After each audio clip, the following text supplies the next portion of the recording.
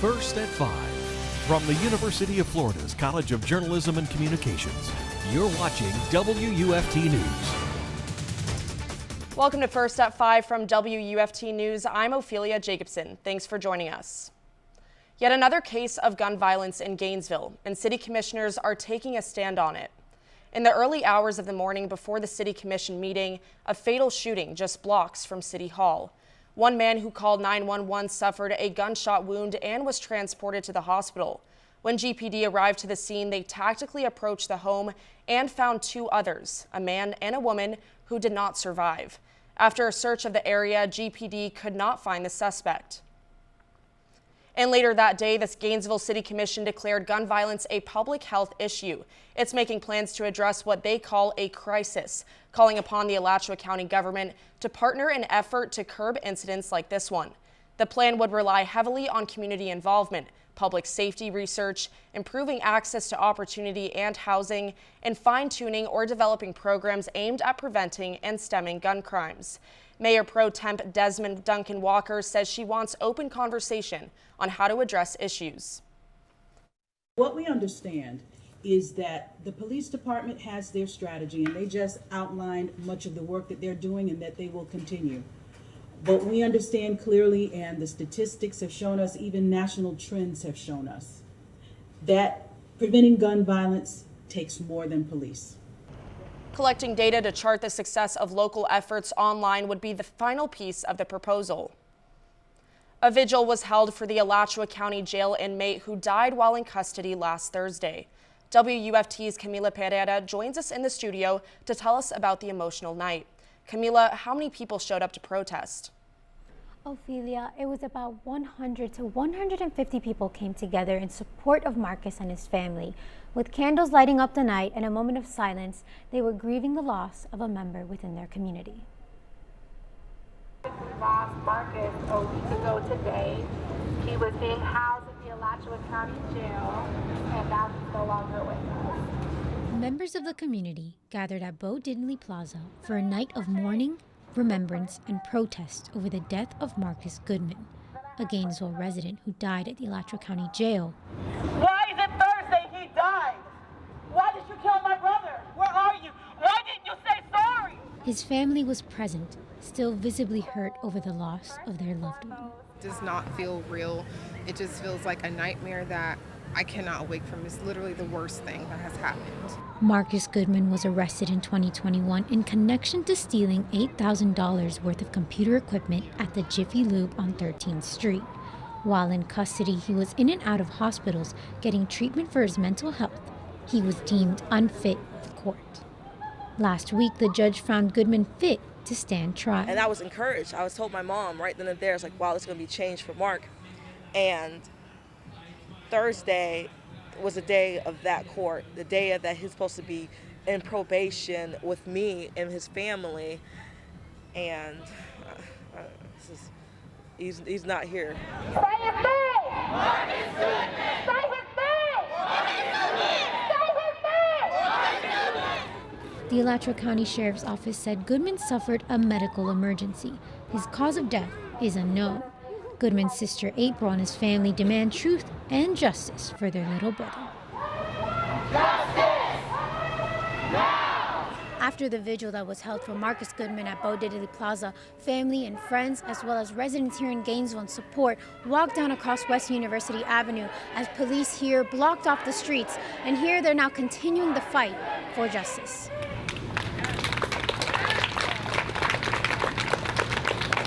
Local community organizer Danielle Chanzes led the crowd through the streets. It shouldn't take the most extreme forms of violence for us to pay attention. It shouldn't take Marcus Goodman being murdered. It shouldn't take Erica Thompson's baby dying in the county jail for us to pay attention. His family just wishes he was back at home. I'm looking around in people's faces, seeing if I can see my brother's face, and like, is this him? Is this Marcus? But I will never see him again. Goodman's death is under investigation by the Florida Department of Law Enforcement, and his family have set up a GoFundMe page to help cover the funeral expenses. For another look of the story, go to WUFT.org. Thank you, Camila, for bringing us that story. Well, today I made the mistake of forgetting my umbrella on my walk to the newsroom. WFT's Shawn Humphrey joins us now. Shawn, will I need my umbrella this weekend? Well, you might need your umbrella on Sunday. There is a 30% chance of rain during the afternoon on Sunday. As for today, I had these sunglasses packed away, but I'll toss my frames out of the frame because I didn't need them. As you see this band of rain passing through, it was more than cloudy with a chance of meatballs. We had a low pressure system come through today, and that'll bring cool and chilly weather to the area this weekend. But as you can see now, the coast is clear. And if you want to get a closer look, let's take a look at the University of Florida right now. Mr. Blue Sky, it hid away for so long, but right now it's all clear. Winds moving north at 10 miles per hour. 58-degree temperature out there. It's still a little bit chilly. Like I said, that cold front bringing cold weather to the area. But if you take a look at this evening, those temperatures falling a little bit more, approaching overnight lows. We should expect around 43 degrees in Gainesville tonight. Thank you, Ophelia. Back to you. Thanks, Shawn. So maybe not an umbrella, but definitely a sweater for tonight. Well, former Republican Senator Ben Sasse will officially take office Monday as the new University of Florida president. Sasse was chosen as the sole finalist by a 15-member search committee to replace outgoing President Kent Fox in October. He was unanimously approved by the UF Board of Trustees. The committee's selection faced backlash from the UF community as Sasse was the only finalist and because of his political background. Sasse came to visit in November where a protest erupted in Emerson Alumni Hall during a Q&A forum. Sasse said he will put his politics aside coming into his role as UF president. New Florida legislation is making changes to the bookshelves in our community's public schools. This new Florida legislation is HB 1467. HB 1467 requires materials in public school libraries to be pre-approved by media specialists before students can read them. The legislation also requires that these media specialists complete a state-provided training guiding what they should censor. Alachua County Library District Public Relations and Marketing Manager Brad McKinley said in the Alachua County Library District, it is their mission to provide materials that allow our community to participate, connect, and discover. That's in accordance with library policy, the American Library Association's Library Bill of Rights, and the Freedom to Read statement. Well, the U.S. economy has added over 500,000 jobs into the labor market. We'll be taking a look at that and more coming up on WUFT News First at 5.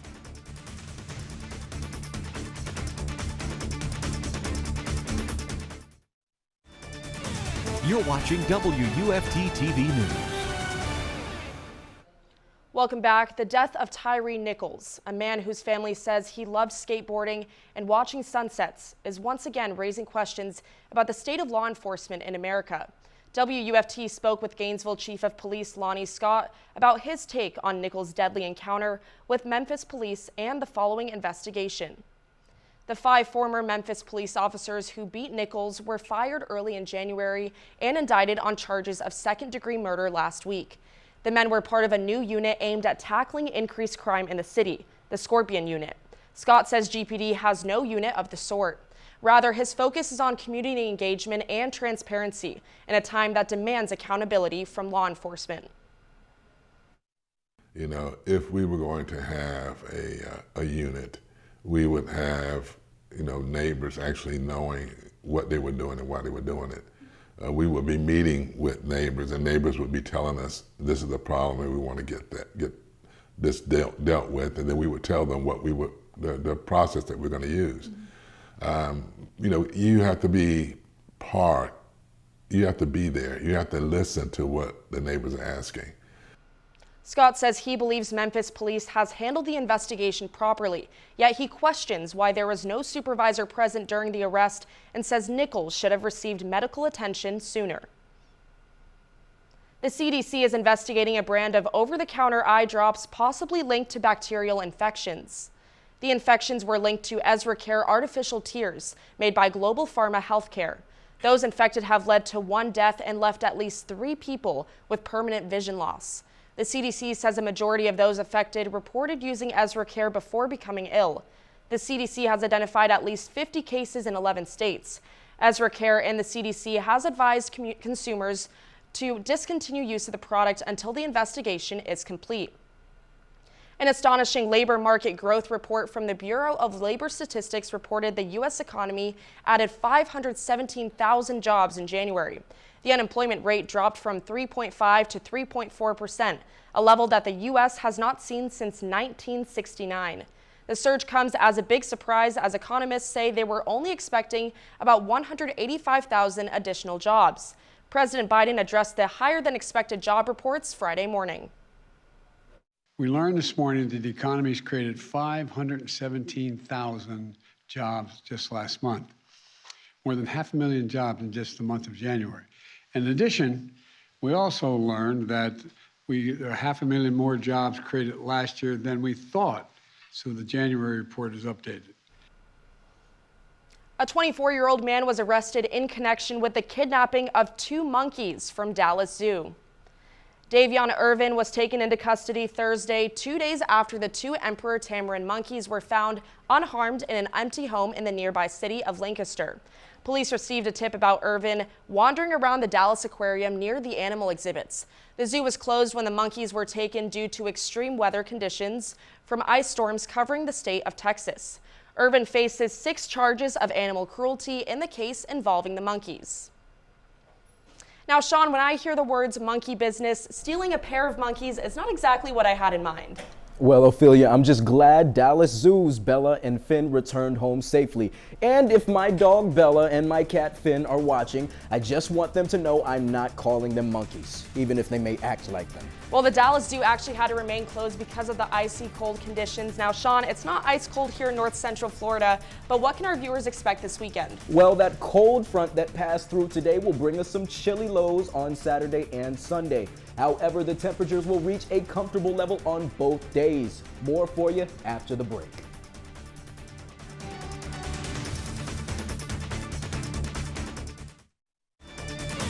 You're watching WUFT TV News.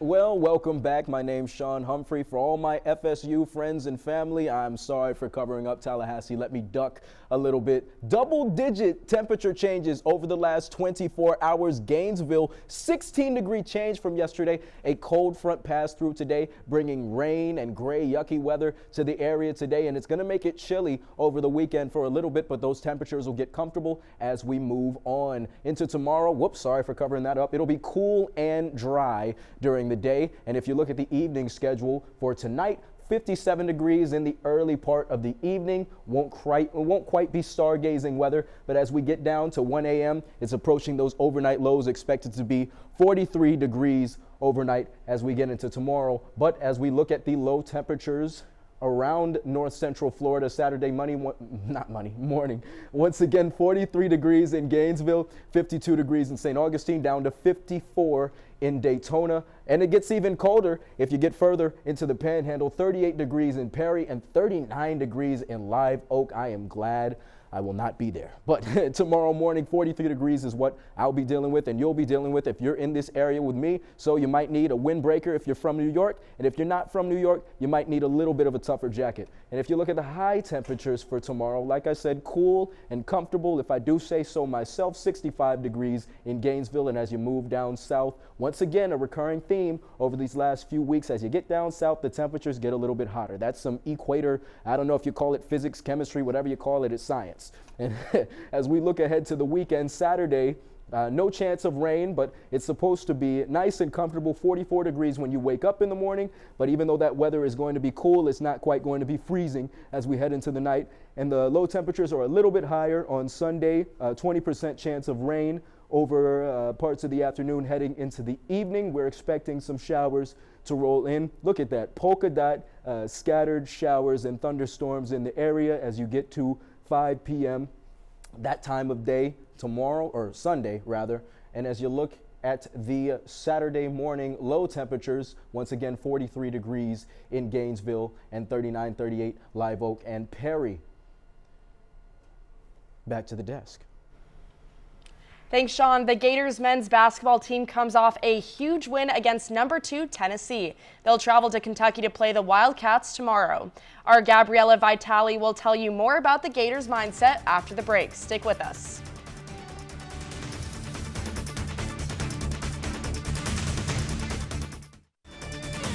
You're watching WUFT-TV News. Welcome to sports. I'm Gabriela Vitale. The Gators men's basketball team will be traveling to Kentucky tomorrow to take on the Wildcats. Both teams are tied 6-3 in the SEC standings, but Florida is coming off a red-hot win against number 2 Tennessee on Wednesday. Senior forward Colin Castleton led the Gators offense, scoring a game-high 20 points. That win marked Florida's 6th all-time top 2 win and matched the highest-ranked home win in program history. The Gators have now won 6 of their last 7 conference games. Kentucky, meanwhile, has won 5 straight SEC games. Gator head coach John Golden says he's talked to his team about not being satisfied with the Tennessee win. If we're looking back in May and, we said what was the best thing about this year's club is, when they beat number 2 Tennessee at home, that probably means we didn't make the tournament or we didn't have a good run at the end of the season. So awesome moment for us, something that we feel like we can build off of, but at the same time, I don't think we're satisfied. Tip-off is set for 8:30 tomorrow with live coverage available on ESPN. Meanwhile, Gator women's basketball will be on the road to take on Ole Miss on Sunday. Last night, they defeated Texas A&M 61-54. Junior Rashea Kyle had a career-best 17 rebounds along with 13 points to lead the Gators' victory. The Gators forced 21 turnovers and outscored the Aggies 40-18 in the paint.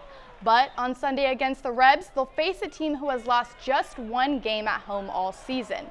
If the Gators can pull out a win against Ole Miss, it will be the first time with back-to-back wins for Florida since doing it in the month of December. Tip-off is set for Sunday at 4.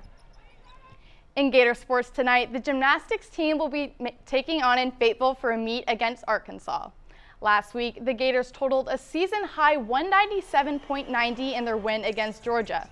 Trinity Thomas had her 4th perfect 10-0 vault mark, making her the only gymnast in NCAA history with at least 4 10s in each event.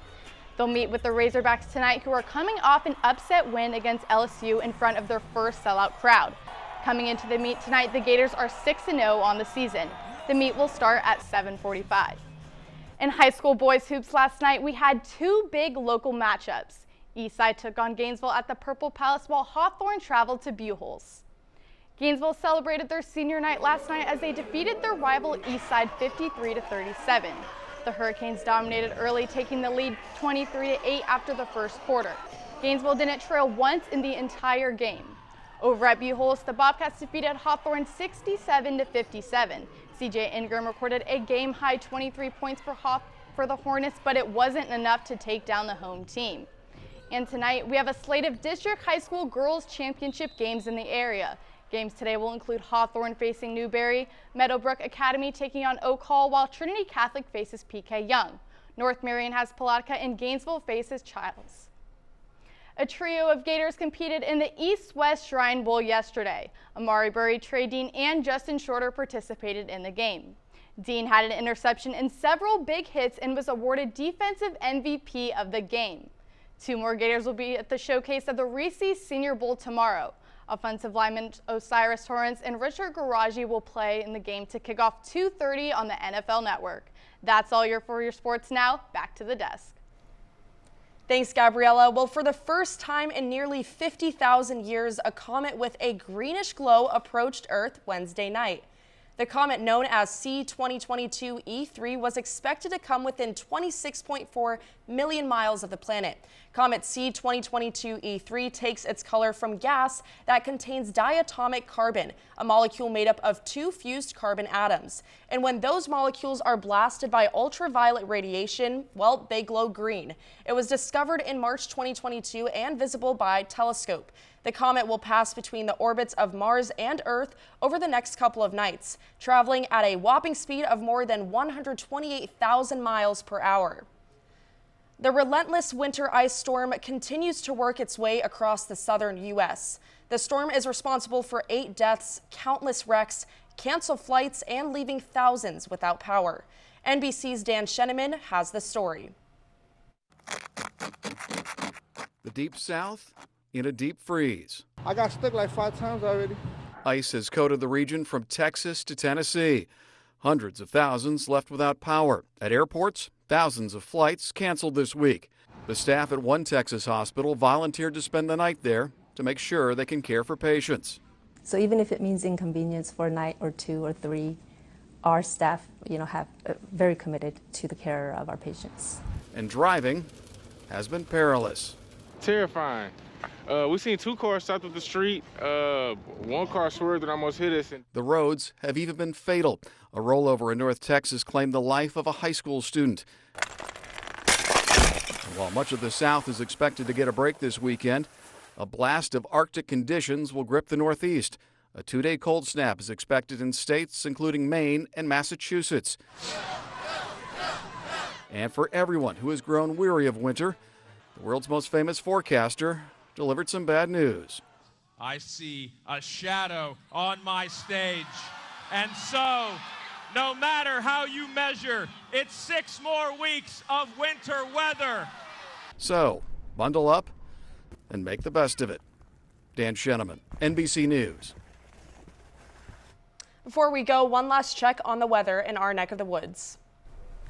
Yeah, in our neck of the woods, it's going to be cold tomorrow morning. And that might not be New Yorker cold. It might not be salt on the streets cold. It might not be ice scraping it off the windshield cold, but it's cold for me. I'm wearing a jacket for a reason, and I got a bigger jacket off screen. 43 degrees in Gainesville, 54 degrees on the East Coast in Daytona. As you move closer to the coast, you got more sea breeze getting those air molecules moving, so the temperatures are a bit warmer, and they're a bit warmer as you move south. 47 degrees in the Villages, 45 degrees in Ocala, but if you look at parts of the Panhandle, like Live Oak, and that's not Newberry, what is that?